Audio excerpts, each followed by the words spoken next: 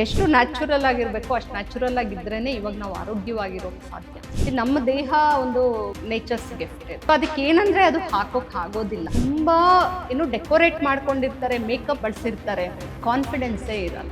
ದೇವ್ರು ಕೊಟ್ಟ ಒಂದು ರೂಪ ಹೀಗಿದೆ, ಅದನ್ನ ನನಗೆ ಬೇಕಾದ ಥರ ಚೇಂಜ್ ಮಾಡ್ಕೊಳ್ತೀನಿ ಅಂತ ಹೋಗಿ ಏನೇನೋ ಟ್ರೀಟ್ಮೆಂಟ್ ತಗೊಂಡ್ರೆ ನಾವೇನು ಕೆಮಿಕಲ್ ತಿಂತೀವಲ್ಲ ಅದಕ್ಕಿಂತ ಡೇಂಜರು ನಮ್ಮ ಸ್ಕಿನ್ ಮೇಲೆ ಹಾಕೋದು. PCOD, ಇನ್ಫರ್ಟಿಲಿಟಿ ಇದೆಲ್ಲ ಬರಬಹುದು, ಕ್ಯಾನ್ಸರ್ ಸಹ ಬರೋ ಚಾನ್ಸಸ್ ಇರುತ್ತೆ. ಸ್ಕಿನ್ ಕೇರ್ ಮಾಡೋಂಥ ಟೈಮ್ನಲ್ಲಿ ಈಗ ನೀವು ಹೇಳಿದ್ರಿ ನಾವು ಒಳಗೆ ಏನು ತಗೋತೀವಿ ಇಂಟೇಕಿಂದ ಕೂಡ ಒಂದಷ್ಟು ಎಫೆಕ್ಟ್ ಆಗುತ್ತೆ ಅಂತ. ಬಟ್ ಈಗ ಪ್ರಾಡಕ್ಟ್ಸ್ಗಳು ಅಂತ ಬಂದಾಗ ಯಾವ್ದು ಸರಿ ಯಾವ್ದು ತಪ್ಪು ಅಂತ ಯಾರಿಗೂ ಕೂಡ ಗೊತ್ತಾಗೋದಿಲ್ಲ. ಸೋಷಿಯಲ್ ಮೀಡಿಯಾ ನೋಡ್ತಾರೆ, ಏನೋ ಒಂದು ಹೇಳ್ತಾರೆ, ಯಾಕಂದ್ರೆ ಒಬ್ಬೊಬ್ರು ಸ್ಕಿನ್ ಟೈಪ್ ಒಂದೊಂದು ಥರ ಇರುತ್ತೆ. ಸೊ ಆ ಥರ ಪೇಷಂಟ್ಗಳು ಕೂಡ ಬಂದಾಗ ಅದು ಕ್ಯೂರೇಬಲ್ ಆಗಿ ಅದನ್ನ ಕಂಪ್ಲೀಟ್ ಆಗಿ ಹೋಗಿಸಬಹುದಾ ಅಥವಾ ಹೇಗೆ ಅಂತ? ಕೆಲವರು ಪೂರ್ತಿ ಸ್ಕಿನ್ ಹಾಳು ಮಾಡ್ಕೊಂಡು ಬಂದಿರ್ತಾರೆ, ನಿಮ್ಗ ಎಕ್ಸ್ಪೀರಿಯನ್ಸ್ ಆಗಿ. ಹೌದೌದು. ಸೊ ಬಹಳಷ್ಟು ಸಲ ಆಗ್ತಾ ಇಲ್ಲ. ಅದರಲ್ಲೂ ನೋಡಿ ಈ steroid creams, strong steroid creams ಏನು ಹಚ್ಕೊಂಡು ಬಂದು ಡ್ಯಾಮೇಜ್ ಮಾಡ್ಕೊಂಡು ಬರ್ತಿದ್ದಾರೆ, ಆಗ್ತಾ ಇಲ್ಲ. ನಮ್ಮ ಟ್ರೀಟ್ಮೆಂಟ್ ಇಂದ ಆಗ್ತಾ ಇಲ್ಲ. ಸೊ ನಿಧಾನಕ್ಕೆ ಏನಾಗುತ್ತೆ, ಅದು ಕಡಿಮೆ ಆಗ್ತಾ ಹೋಗುತ್ತೆ.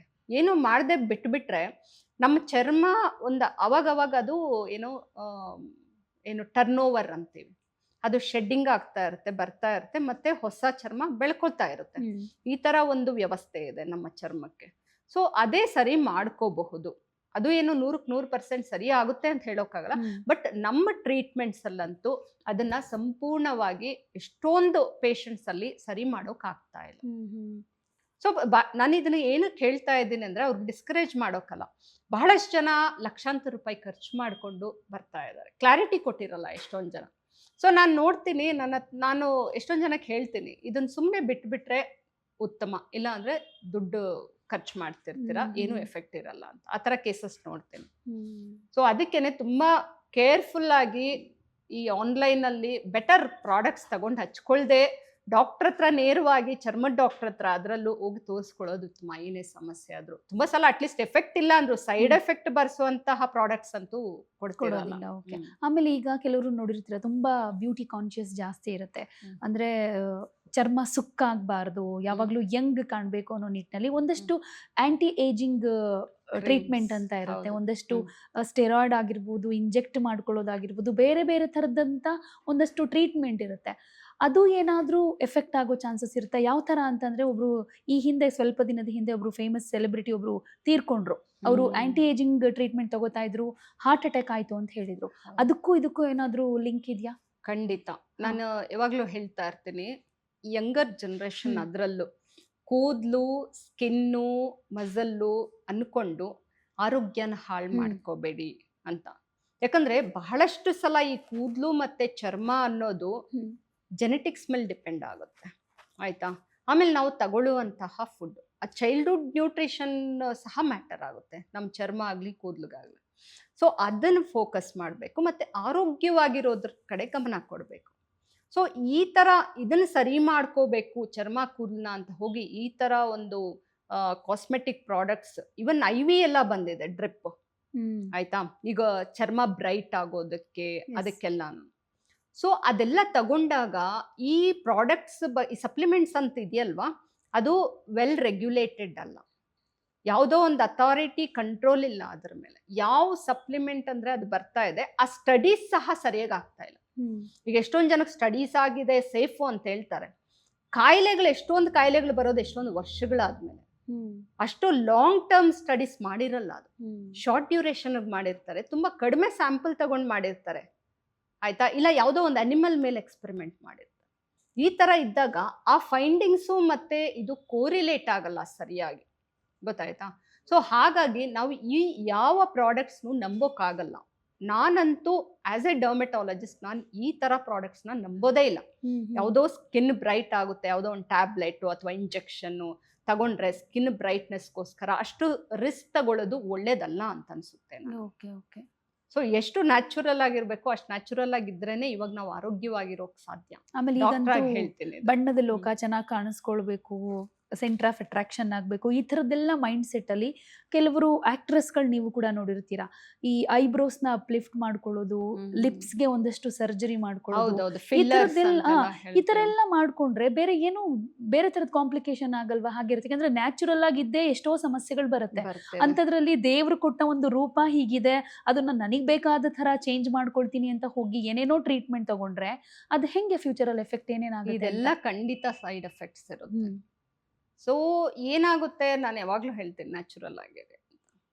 ಇದೆಲ್ಲ ಈಗ ನೋಡಿ, ಏನೋ ಒಂದು ತಗೊಂಡು ಹೊರಗಡೆಯಿಂದ ಒಂದು ಕೆಮಿಕಲ್ ನೀವು ಫಿಲ್ ಮಾಡ್ಕೊತೀರಾ ಅಂದರೆ ನಿಮ್ಮ ಬಾಡಿ ಅದಕ್ಕೆ ರಿಯಾಕ್ಟ್ ಮಾಡುತ್ತೆ, ಅದನ್ನ ತಗೊಳ್ಳೋದಿಲ್ಲ. ನಮ್ಮ ದೇಹ ಒಂದು ನೇಚರ್ಸ್ ಗಿಫ್ಟ್ ಇದು. ಸೊ ಅದಕ್ಕೆ ಏನಂದರೆ ಅದು ಹಾಕೋಕೆ ಆಗೋದಿಲ್ಲ. ಅದಕ್ಕೆ ಜನ ಸ್ವಲ್ಪ ಸೆನ್ಸಿಬಲ್ ಆಗಿ ಯೋಚನೆ ಮಾಡಿ ಅಂತ ಹೇಳ್ತೀನಿ. ಈಗ ನಾವು ಹೆಣ್ಮಕ್ಳು ಅದರಲ್ಲೂ ಏನು ಹೇಳೋಕೆ ಇಷ್ಟಪಡ್ತೀನಿ ಅಂದರೆ, ಆ ಒಂದು ಕಾನ್ಫಿಡೆನ್ಸ್ ಲೆವೆಲ್ನ ಹೆಚ್ಚು ಮಾಡ್ಕೊಳ್ಳೋದಕ್ಕೆ ಈ ಪ್ರಾಡಕ್ಟ್ಸ್, ಏನು ಈ ಸಿಂಥೆಟಿಕ್ ಕಾಸ್ಮೆಟಿಕ್ ಪ್ರಾಡಕ್ಟ್ಸ್ ಇರುತ್ತೆ, ಅದರ ಮೊರೆ ಹೋಗೋದು ಬೇಡ. ಅದು ಆರೋಗ್ಯ ಹಾಳು ಮಾಡ್ತಾ ಇದೆ. ಎಷ್ಟೊಂದು ಸಲ ನಮ್ಮ ಬ್ಯೂಟಿ ಏನು ಎನ್ಹ್ಯಾನ್ಸ್ ಆಗಲ್ಲ ಹೇಳ್ಕೊಳ್ಳೋ ಲೆವೆಲ್ಗೆ, ಆದರೆ ಆರೋಗ್ಯ ಹಾಳಾಗುತ್ತೆ ಅದರಿಂದ. ಸೊ ಅದನ್ನು ಬಿಟ್ಟು ಸ್ವಲ್ಪ ಒಂದು ಸ್ಟ್ರಾಂಗ್ ಮೈಂಡ್ ಸೆಟ್ ಬೆಳೆಸ್ಕೋಬೇಕು. ಕಾನ್ಫಿಡೆನ್ಸ್ ಅನ್ನೋದು ಹಾಗೆ ಬರಬೇಕು.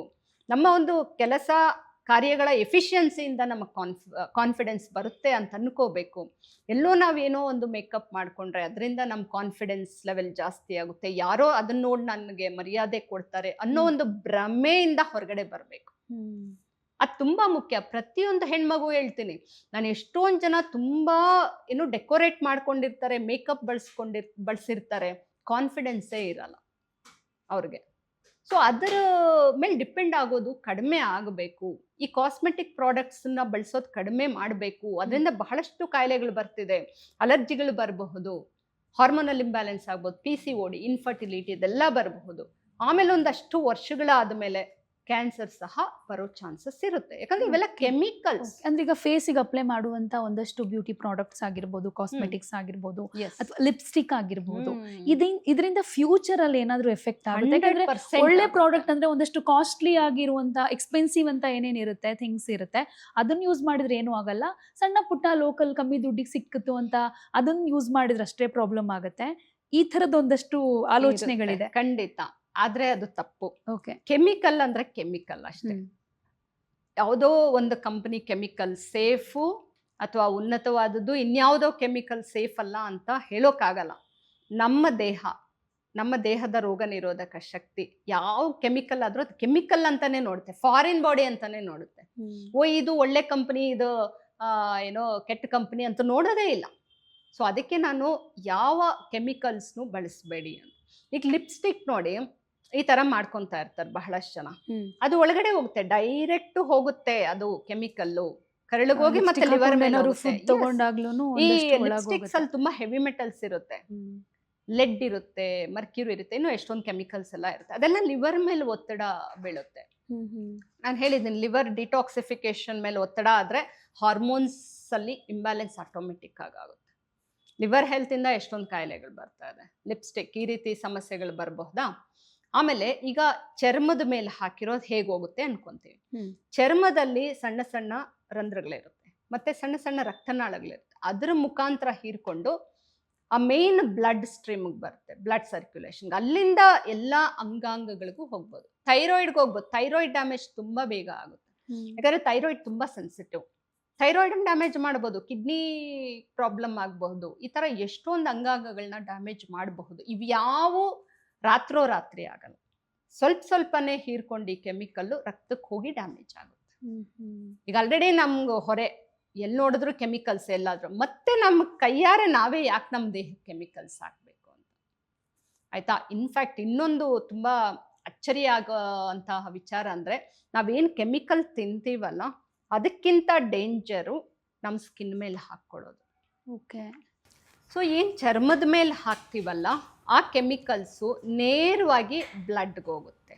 ಸೊ ನಾವು ಏನು ತಿಂತೀವಲ್ಲ ಕೆಮಿಕಲ್ಸು, ಅದೆಲ್ಲ ಲಿವರ್ಗೆ ಹೋಗಿ ಡಿಟಾಕ್ಸಿಫೈ ಆಗಿ ಕ್ಲೀನ್ ಬ್ಲಡ್ ರಕ್ತಕ್ಕೆ ಬಂದರೆ, ಇದು ಡೈರೆಕ್ಟ್ ಕೆಮಿಕಲ್ಸ್ ಎಲ್ಲ ರಕ್ತಕ್ಕೆ ಹೋಗಿ ನೇರವಾಗಿ ಥೈರಾಯ್ಡ್ಗೆ ಹೋಗಬಹುದು, ನೇರವಾಗಿ ಜಾಯಿಂಟ್ಸಿಗೆ ಬರ್ಬೋದು, ಅಲ್ಲಿ ಡ್ಯಾಮೇಜ್ ಮಾಡ್ಬೋದು, ನೇರವಾಗಿ ಪ್ಯಾಂಕ್ರಿಯಾಸ್, ಕಿಡ್ನಿ ಇಲ್ಲೆಲ್ಲ ಹೋಗಬಹುದು ಅದು. ಸೊ ಹಾಗಾಗಿ ನಾನು ಏನು ಚರ್ಮದ ಮೇಲೆ ಕೆಮಿಕಲ್ಸ್ ಹಾಕ್ತೀರಾ ದಯವಿಟ್ಟು ಕಡಿಮೆ ಮಾಡಿ, ಡೈಲಿ ನಾವು ಬಳಸೋದು ಬೇಡ. ಈಗ ಉದಾಹರಣೆಗೆ ಗ್ರೂಮಿಂಗ್ ಅಂತ ಎಷ್ಟೊಂದು ಈವನ್ ಹಾಸ್ಪಿಟಲ್ಸಲ್ಲಿ ಸಹ ಅಲ್ಲಿ ಕೆಲಸ ಮಾಡೋ ಸ್ಟಾಫ್ ನರ್ಸ್ಗಾಗಲಿ ಮತ್ತು ಅಲ್ಲಿ ರಿಸೆಪ್ಷನಿಸ್ಟು ಅವ್ರಿಗೆಲ್ಲ ಇಡೀ ದಿನ ಮೇಕಪ್ ಮಾಡಿಸ್ತಾರೆ. ಓಕೆ, ಇದು ನನಗೂ ಗೊತ್ತಿರಲಿಲ್ಲ, ಇತ್ತೀಚೆಗಷ್ಟೇ ಗೊತ್ತಾಯಿತು. ಲಿಪ್ಸ್ಟಿಕ್ ಹೋಗ್ಬಿಟ್ರೆ ಮತ್ತೆ ಮತ್ತೆ ಹಾಕಿಸ್ತಾರೆ, ಅವ್ರ ಪ್ಯಾಕೆಟಲ್ಲಿ ಇಟ್ಕೋಬೇಕು ಲಿಪ್ಸ್ಟಿಕ್ಕು, ಮತ್ತೆ ಮತ್ತೆ ಹಾಕಿಸ್ತಾರೆ. ಸೊ ಈ ಥರ ಒಂದು ಪದ್ಧತಿಗಳಿಂದ ಹೊರಗಡೆ ಬರಬೇಕು. ಇದೆಲ್ಲ ಯಾಕೆ ಆಗ್ತಾ ಇದೆ ಅಂದರೆ ನಾವು ಸೌಂದರ್ಯನ ತಪ್ಪಾಗಿ ಬಿಂಬಿಸ್ತಾ ಇದ್ದೀವಿ, ಈ ಬಾಹ್ಯ ಸೌಂದರ್ಯಕ್ಕೆ ಹೆಚ್ಚು ಹೊತ್ತು ಕೊಡ್ತಾ ಇದ್ದೀವಿ. ಅದರಿಂದ ಎಷ್ಟೊಂದು ಆರೋಗ್ಯ ಸಮಸ್ಯೆಗಳು ಬರಬಹುದು ಅಂತ ನಾವು ಲೆಕ್ಕ ಮಾಡದೆ ಈ ಥರ ಮಾಡ್ತಾ ಇದ್ದೀವಿ. ಸೊ ಅದು ಒಳ್ಳೆಯದಲ್ಲ. ಯಾವುದೇ ಸುದ್ದಿಯ ಅಪ್ಡೇಟ್ ಅನ್ನ ಮಿಸ್ ಮಾಡ್ಕೊಳ್ಬಾರ್ದು ಅಂದ್ರೆ ಈಗ್ಲೇ ಒನ್ ಇಂಡಿಯಾವನ್ನ ಸಬ್ಸ್ಕ್ರೈಬ್ ಮಾಡಿ. ನಿಮಗೆ ಬೇಕಾದ ಭಾಷೆಯಲ್ಲಿ ಎಲ್ಲಾ ಸುದ್ದಿ ತಿಳಿಬೇಕು ಅಂದ್ರೆ ಒನ್ ಇಂಡಿಯಾ ಆಪ್ ಅನ್ನ ಡೌನ್ಲೋಡ್ ಮಾಡ್ಕೊಳ್ಳಿ.